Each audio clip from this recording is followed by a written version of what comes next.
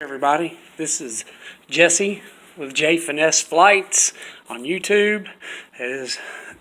What I've got here is how to fix a stripped hole for door hinges, door strikes, or anything like that. When you're dealing with wood, say your screw here is stripped out and there's no material in there because somebody's ran too long of a screw in it, and you're trying to get a smaller screw to go back in, and there's no wood or no material to screw into, I'm going to show you how to fix that problem.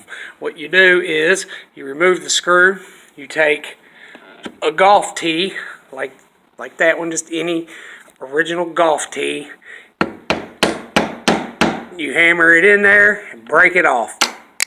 And what that allows is it fills the hole and allows for you to put the screw back in it. Let me get a screw. I don't have one.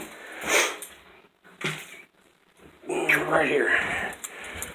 And I'll demonstrate. I'll try to hold my phone so you guys can see what exactly I'm doing here.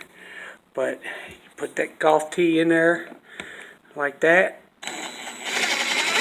You take your screw, you put it back in, and there you go. We'll do one more just to show you guys that it works. I did these other two. All three of them were stripped out. You can see the broken off golf tee inside the hole there.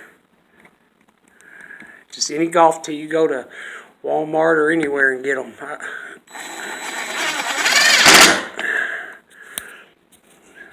Bam, just like that.